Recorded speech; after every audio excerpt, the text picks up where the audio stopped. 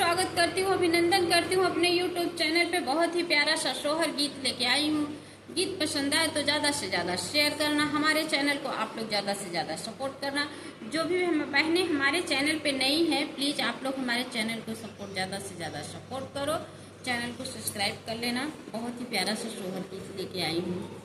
एक फूल फूलाई काशी दूसर फूल मथुरा, दूसर फूल मथुराई हो। बहिनी तीसर फूल फूलाई मोरे अगने चौथ मोरे अचरे चौथ मोरे अचरे हो। बहिनी तीसर फूल फूलाई मोरे अगने चौथ मोरे अचरे चौथ मोरे अचरे नी हो। ई चारों फूलवा मोहे मिलतई शिव के चढ़ौते मैं शिव चढ़ौते हो। ई चारों फूलवा मोहे मिलतई मैं शिव के चढ़ौते शिव के चढ़ौते हो। निहुरी निहुरी पैया लगते गाना कुछो मगते मगाना कुछो मगते हो।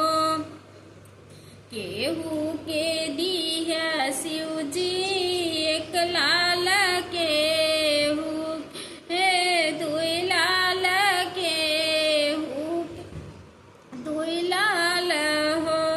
शिव जी के मन तरसव लता एक लालन बिना एक लालन बिना हो। एक फूल काशी दूसर फूल मथुरा, दूसर फूल मथुराई हो। बहिनी तीसर फूल फूलई मोरे अंगने चौथ मोरे अचरे चौथ मोरे अचरे नी हो। ई चारों फूलवा मोहे में तई मैं शिव के चढ़ौते मैं शिव चढ़ौते हो। निहुरी निहुरी पैया लगते मगना कुछो मगते मगना कुछो मगते हो। एक केहू के दिया शिव जी दालिम अत केहू के सुखी रोटी केहू के सुखी रोटी हो।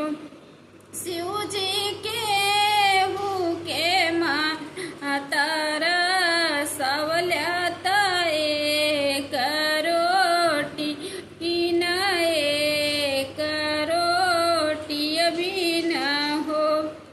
गीत पसंद आए तो ज़्यादा से ज़्यादा शेयर करना, हमारे चैनल को आप लोग ज़्यादा से ज़्यादा सपोर्ट करना। मिलते हैं नेक्स्ट वीडियो में, तब तक के लिए बाय बाय।